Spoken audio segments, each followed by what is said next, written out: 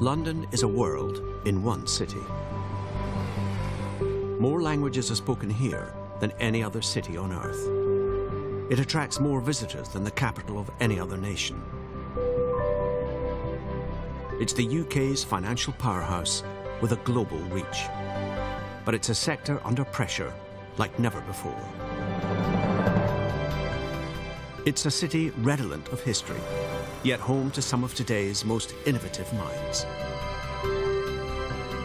This is one day in a city which takes the best from its past and turns it into a dynamic future.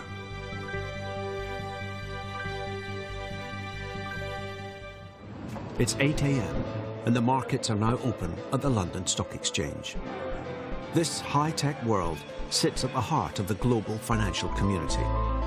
Markets around the world light up as they open.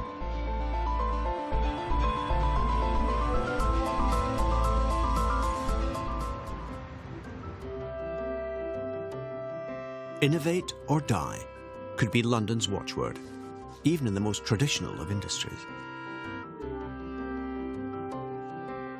In an elegant corner of London called Savile Row, it's still possible to find the hot shave, the tailored suit, and the bowler hat.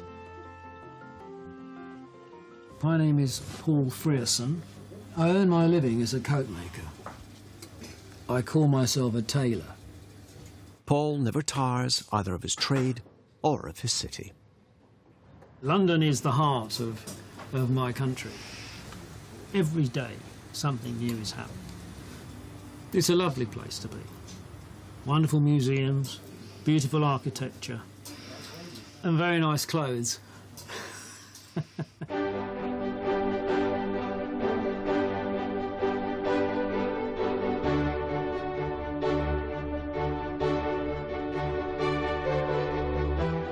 Travel to SW19, one of the most famous postcodes on the planet, and you will find an event that places London centre stage year after year. For Roger Federer, the most successful tennis player in history, there is nowhere quite like Wimbledon. The history we have here, the surface. Back in the day, you used to have 3 Grand Slams that were on grass. Now this is the only one that still remains to be on grass, so that makes it very unique and very special to play for all the players. It is a wonderful place to come to. Over 25 million people visit London every year. It's the world's most visited city. It's no surprise that London's public transport system is one of the busiest and largest in Europe. And one vehicle above all has become the international symbol of London, the red double-decker bus. The classic 1950s double-decker, the Routemaster, with its conductor and its hop-on, hop-off platform, was taken out of service in 2005. So for the first time in 50 years, a new design has been commissioned. My name is Thomas Heatherwick. I'm a designer and you're in the workshop of Heatherwick Studio.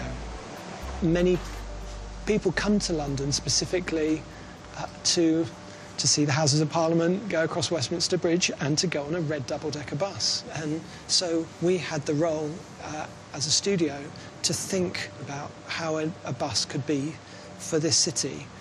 There were many things that we realised we could improve. $18 million later, the new Routemaster is on the streets. It's 3 meters longer than the original and has 3 doors and 2 staircases, making it easier for passengers to board. With its hybrid engine, it's also quieter than other buses, and the passengers love it too. It's a successful balance of innovation and tradition. It's 6 p.m, and London's next generation of style superstars are preparing for the graduate show. Around 85% of the UK's fashion designers are based in London. It's an industry which contributes over $30 billion a year to the UK economy.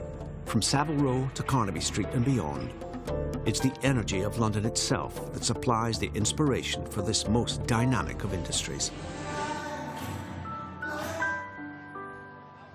As London's nightlife takes over, this feels like a city you can make in your own image. It makes the most of its traditions, but constantly looks to its future. This has been One Day in London.